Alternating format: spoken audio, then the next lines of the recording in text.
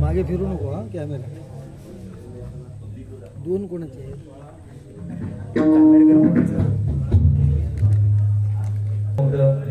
घेऊन घरी गेलेले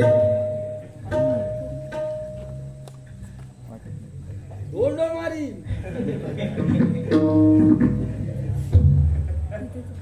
काय बोलावं ह्यातून प्रश्न पडलो. काय नाही बोल, तू सगळं बोल, आम्ही ऐकणार आहोत. खूप जण ऐकणार आहेत, खूप ऐकणार आहेत. पैसे फेडून जायचे, फुकट नाही.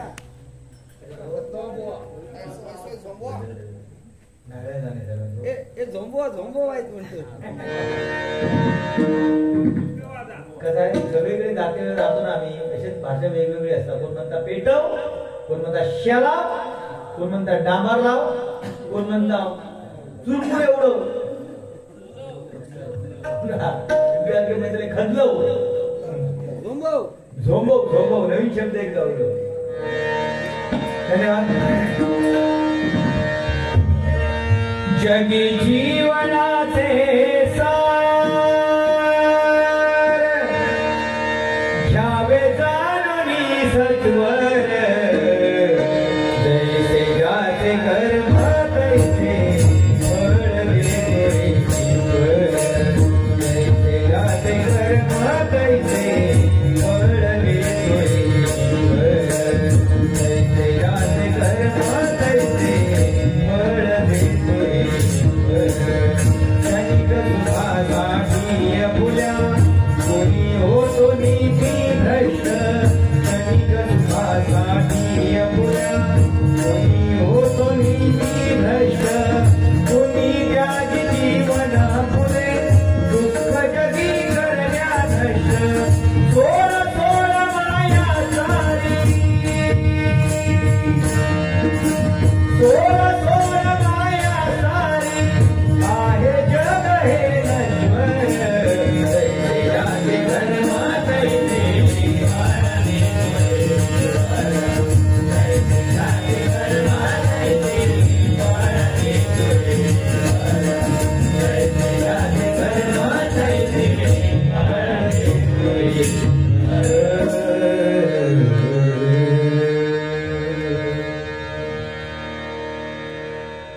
धन्यवाद बुवा. बुवांचं कसं आहे, आमच्या कुटुंबांचं कसं भजन आहे की समोर जरी कोणी नसलं तरी अध्यात्म चांगल्या प्रकारे सांगून आपली बारी लिहिल्या पार करण्यासाठी त्यांचा हात खंड आहे.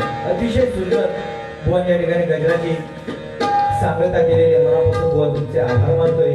कसं आहे, भजन रसिक जरी श्रोते कमी असले तरी त्यांना आपल्या भजनाच्या माध्यमातून कसं मंत्रमुग्ध करावं यांची कला आमच्या गुंडू सावंत बुवांना अवगत आहे. कारण आमच्या अगोदरपासून आम्ही त्यांची भजनं ऐकत ऐकत मोठे झालेलो आहोत आणि त्यांच्यासारखे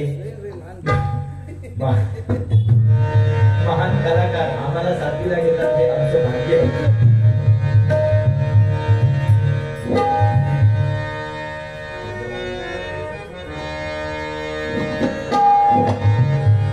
डायरेक्ट गजराला सुरुवात करतो आणि गजराच्या माध्यमातूनच आपल्याला प्रबोधन आणि मनोरंजन करण्याचा प्रयत्न करतोय. अशी कशी सारी जगाची रीत न्यारी, हो सत्याला वाली उरला नाही न्यायाच्या दरबारी.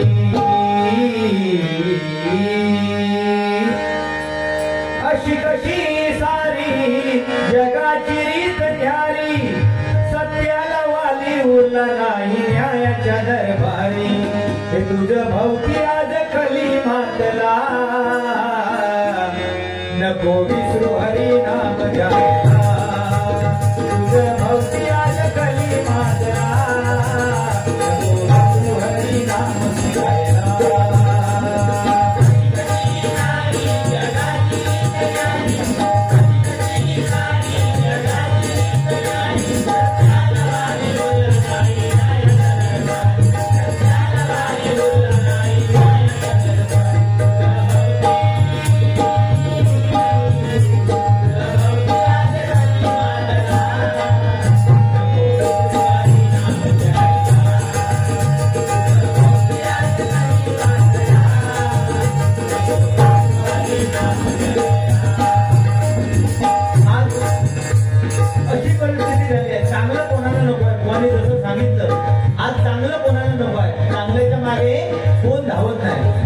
आज वाईट आहे त्याच्या मागे बरेच लोक धावतात नाही काय, कारण चांगलं जर सांगायला गेलं तर ते कटू वाटतं लोकांना, चांगलं जर वाटायला गेलं ते कटू वाटतं आपल्याला.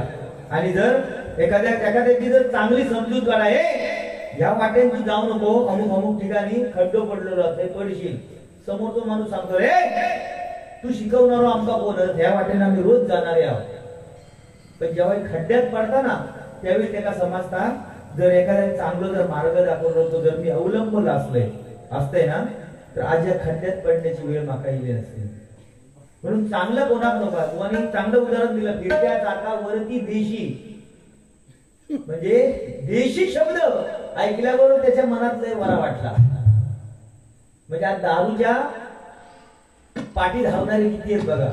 म्हणून बुवा चांगलं सांगितलं तुम्ही, पण बुवा दारूची नशा आणि बाईची नशा, दारूची नशा आणि बाईची नशा कधी माणसात चांगल्या प्रगती पथावर येऊ देत नाही. आणि ही हरिनामाची नशा माणसात कधी उपाशी मरू देत नाही. नाही काय बुवानी मगाशी सांगितलं नाही की तू या पेटीत या सरस्वतीत हात लावून सांग की तू आजपर्यंत दुसऱ्या बाईकडे कधी वर डोळे करून बघलच नाही. बुवा जगात आतापर्यंतच्या जगात एक तरी माणूस माका दाखवा की जो दुसऱ्या बाईकडे वाईट नजरेत बघल्या नाही. प्रभुराम म्हणून मी सांगितलंय तुमका सुरुवातीकच सांगलंय की राम समजायला शब्द, राम समजायला कठीण आहे, कृष्ण समजायला सोपा आहे. कारण 16 सहस्र बायका श्रीकृष्णाने केल्या. प्रभू रामचंद्र एक पत्नी राजवाड्यात सुद्धा जन्म होऊन 14 वर्ष आईचा पण पुरा करण्यासाठी 14 वर्ष वनात जाऊन राहिलेला बुवा प्रभू रामचंद्र. आणि आज बायकोच्या सांगण्यावरून मुलं आपल्या आई वृद्धाश्रमात पाठवतात. ही आजची कलियुगातली परिस्थिती आहे. म्हणून चांगला कोणाक नको. आई वडिलांच्या गळ्यात दोरी, बायको खांद्यावरी घेऊन जाणारा. आज त्याने पांडुरंगाला युगे 28 विटेवरती उभा करून ठेवला. तो भक्त पुंडली या जगामध्ये श्रेष्ठ आहे. नाही काय. म्हणून बुवा ज्या विटेवरती पांडुरंग युगे 28 उभा आहे त्या विटेला सुद्धा 6 बाजू आहे. काम, क्रोध, लोभ, मद, मोह आणि मत्सर हे षड्विकार पांडुरंगाने आपल्या पायाखाली दाबून ठेवलेले आहेत. नाही काय बुवा. म्हणून आज आपण किती देवदेवतांची दर्शन करा, किती देवदेवतांना गारानं घाला, पण आपल्या घरामध्ये त्या परमेश्वराप्रमाणे वास करणारे आई वडील जोपर्यंत घरामध्ये आहे त्याच्यासारखा श्रीमंत माणूस जगामध्ये दुसरा कोणी शोधून सुद्धा सापडणार नाही. म्हणून काय म्हणतोय मानव जन्म मिळाला हा पूर्व पुण्याईनं, विष्णू वेळ आई बापाचे ऋण.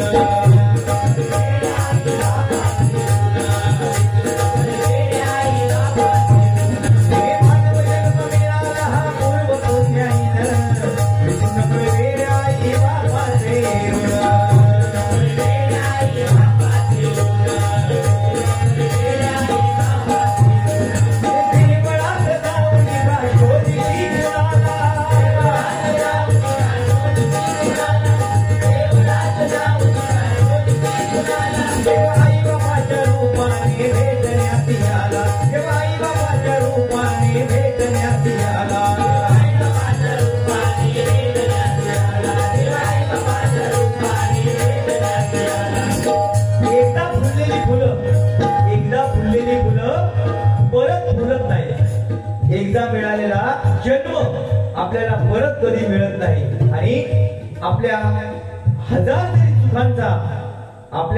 चुकांचा अंत करणारे आपले आई वडील या जगामध्ये परत कधी मिळणार नाही. आपल्या आई बाबांची, आई वडिलांची किंमत माणसाला कधी समजते? आपले आई वडील ज्यावेळी आपल्यामधून निघून जातात ना त्यावेळी आपल्याला आपल्या आई वडिलांची किंमत समजते. बुवांनी सांगितलं की आपला श्वास सुद्धा आपल्याला फुकट मिळत नाही. आपला श्वास सुद्धा आपल्याला फुकट मिळत नाही. कारण एकदा श्वास घेतल्याशिवाय तो परत दुसरा आपल्याला घेता येत नाही. नाही का बुवा. म्हणून स्मशानात जाते वेळी बुवा आपल्याला श्वास सुद्धा जाऊन घ्यायची परमिशन परमेश्वर देत नाही. स्मशानात जाते वेळी श्वास सुद्धा आपल्याला जागच्या जाग्यावर ठेवून जायला लागतं, नाही का बुवा? म्हणून काळाचा कावळा आयुष्याच्या माठावर बसलेला आहे आणि तो रात्रंदिवस आपलं वय पितोय, आपलं वय. आणि माणूस म्हणतोय मी आनंदाने जगतोय. माणूस खाली बसून पैसे मोजतोय आणि माणूस खाली बसून पैसे मोजतोय. काल किती होते आणि आज त्याच्यातले किती वाढले. आणि वरती तो हसणारा कावळा माणसाचे श्वास मोजत बसलेला आहे बुवा.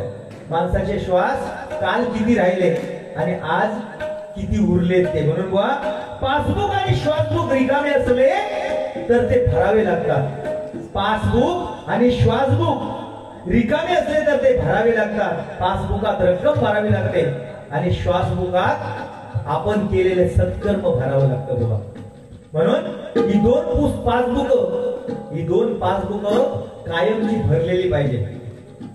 आपण वरती गेल्याच्या नंतर आपण या रंगमंचावरती कसे वावरलो हे बघण्यासाठी आपण केलेलं कर्म आपल्या सोबत राहतं. म्हणून काय म्हणतोय बघा,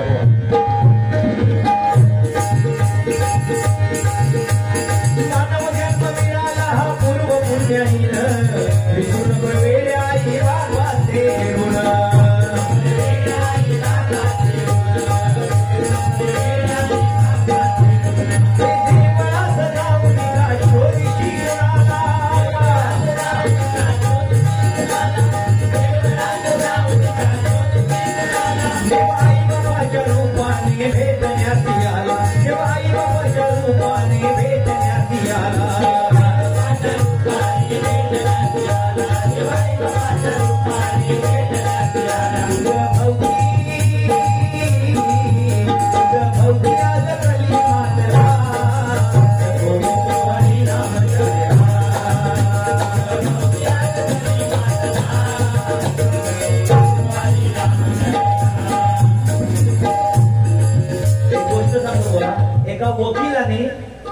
एका वकिलाने एका शिक्षकाला आपल्या जमिनीतली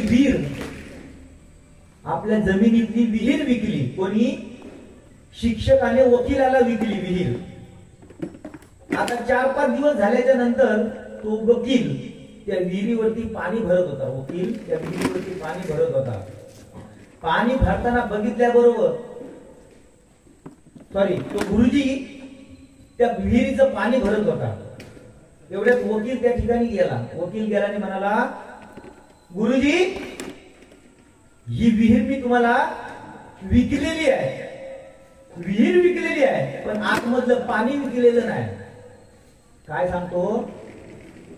ही विहीर तुम्हाला विकलेली आहे पण त्यातला पाणी मी तुम्हाला विकलेला नाही.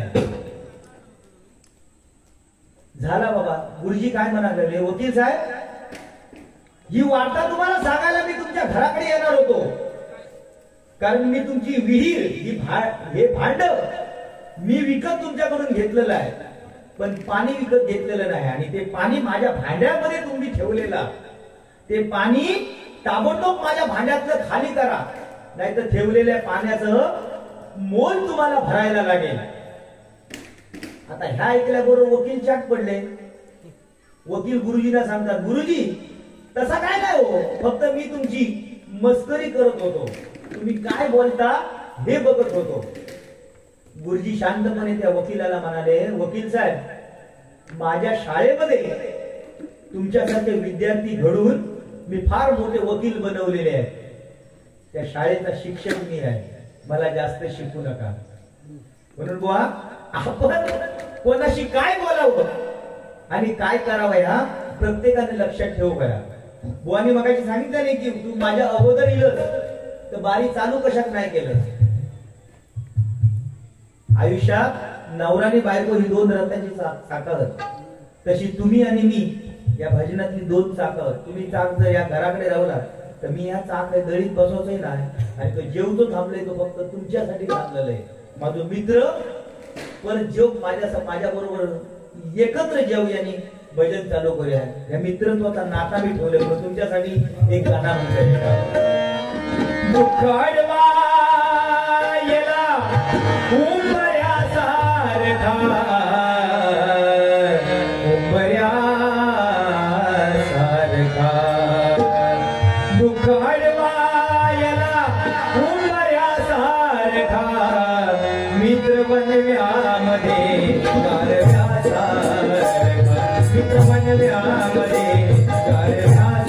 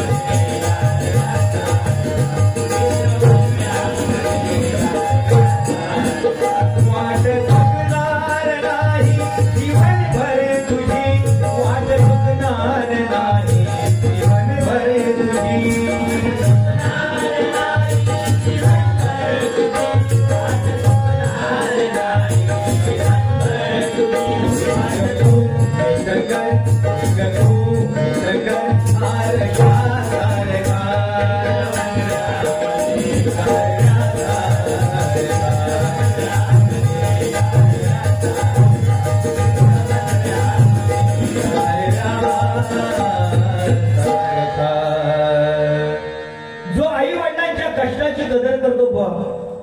आई वडिलांच्या कष्टाची कदर करतो तो कधी गरीब राहत नाही. जो आपल्या आईच्या मायेची कदर करतो तो कधी कम नशिबी राहत नाही. आपल्या भावाची जो कदर करतो तो कधी जगामध्ये एकटा पडत नाही. आपल्या बहिणीची जो कदर करतो तो या जगामध्ये कधी चारित्र्यहीन राहत नाही. आणि जो आपल्या गुरुची कदर करतो त्याच्यासारखा सुदैवी या जगात दुसरा कोणी पाणी नाही. म्हणून काय म्हणतोय का देवळात जाऊन का शोधीशी कुणाला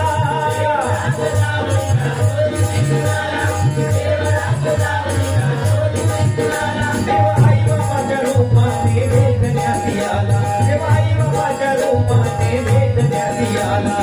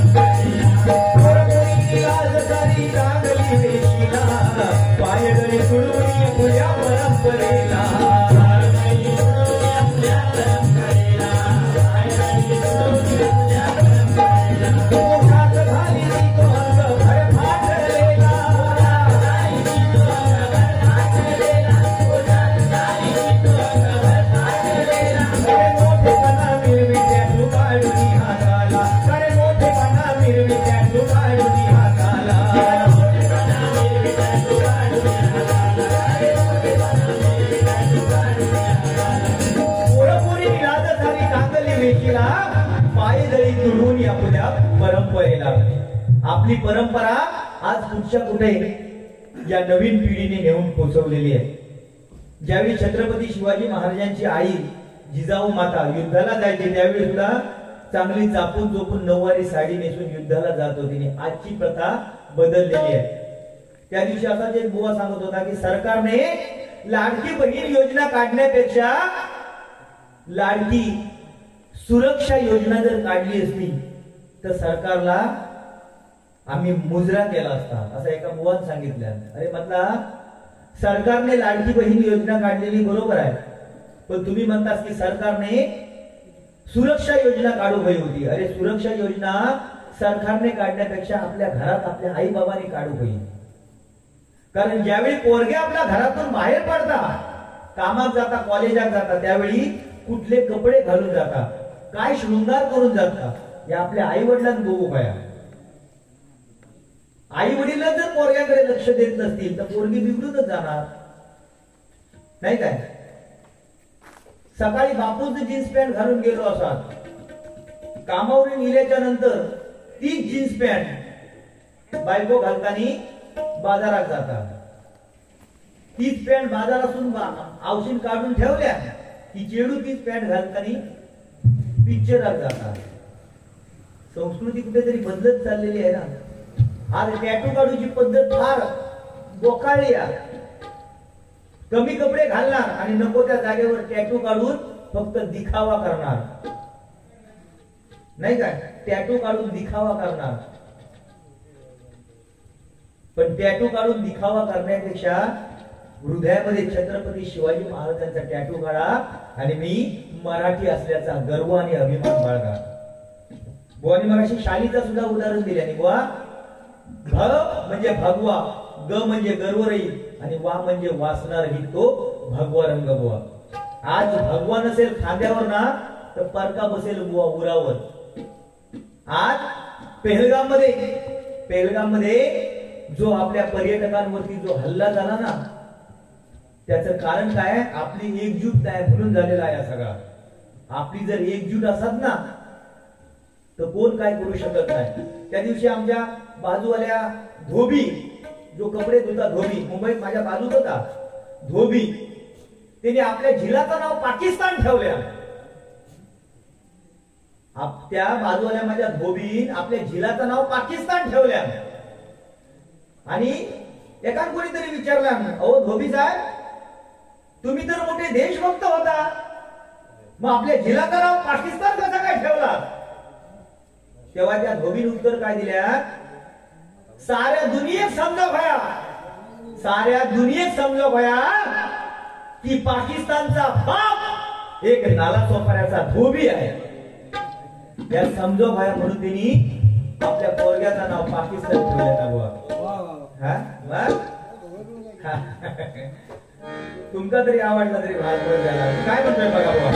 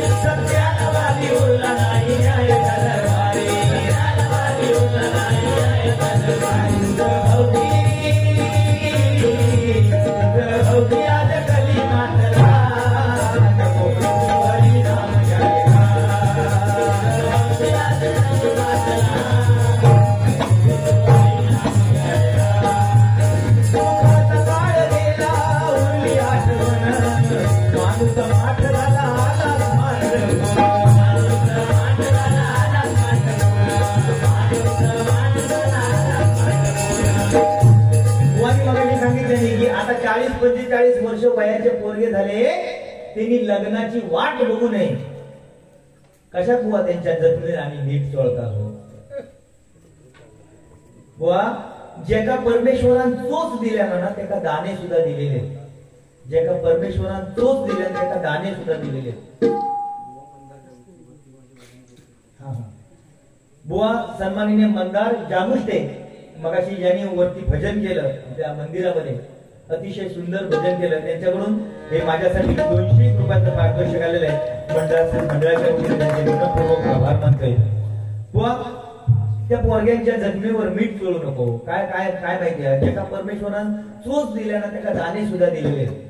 पण ज्याची 40-40 वर्ष लग्न झाली ना त्यांनी माका स्कॉर्पिओ गाडी होई, माका थार गाडी होई, माका इनोवा गाडी होई, ह्याच्या नादात राहू नको. कारण ह्या स्कॉर्पिओ इनोवा थारच्या नादात जर तुम्ही राहुला तर बाजूसून टमटम सुद्धा निघून जातील. टमटम सुद्धा निघून जातील. तुमका ओमनी गावामध्ये, तुमका नॅनो गावामध्ये पेट्रोल टाका, खुशाल चालूक लागा. पण असा म्हणा नको माका पोरगी गावणारच नाही. Wait and watch. चांगली पोरगी सुद्धा तुमच्या नशिबात मिळू शकता. हा याचा उत्तम उदाहरण आमच्याकडे हा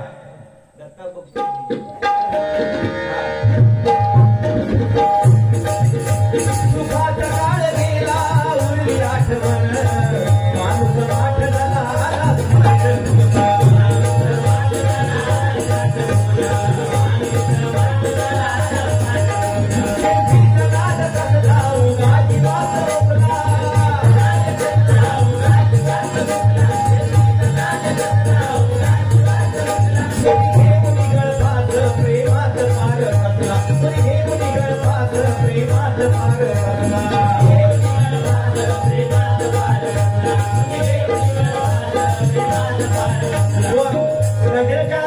शेवटच्या कडव्यामध्ये एवढंच सांगेल बुवा, शालीनतेसारखा दागिना नाही, शालीनतेसारखा दागिना नाही आणि झोपडीतलं प्रेम बंगल्यात नाही. स्वार्थापेक्षा मोठा शत्रू नाही, स्वार्थापेक्षा मोठा शत्रू नाही आणि परोपकारासारखे पुण्य या जगात दुसरं नाही. सुखाच्या क्षणी माणसाशिवाय शोभा नाही, सुखाच्या क्षणी माणसाशिवाय शोभा नाही, पण दुःखाशिवाय आपले कोण हे समाजाला कळत नाही. भक्तीसारखी शांतता कशातच नाही, भक्तीसारखी शांतता कशात नाही आणि भगवंता एवढा बलवान या जगात दुसरा कोणी नाही. घराची माया वृद्धाश्रमात नाही, घराची माया वृद्धाश्रमात नाही आणि म्हातारपणी आपल्या कुटुंबासारखा दुसरा आधार कोणीच नाही. बरोबर की नाही बुवा? आज या मंडळाने एवढा भरगच्च असा कार्यक्रम साजरा केलाय आणि या कार्यक्रम भरगच्च झाला याची कारण म्हणजे काय तर बुवा या मंडळाची एकजूट आहे. आणि आमचे साहेब खरोखर त्यांना लाख लाख धन्यवाद या ठिकाणी देतोय. सुरुवातीपासून आम्हा दोन्ही बुवांचं भजन या ठिकाणी शांत चिंतन ऐकतात. आमच्या साहेबांसाठी एकदा जोरदार खरोखर आणि खरोखरच तुमच्यासारखे भजन रसिक तुमच्यासारख्या छोट्या कलाकारांचा गौरव करतात. खूप मनाला आनंद होतोय. शेवटचं गर्व म्हणते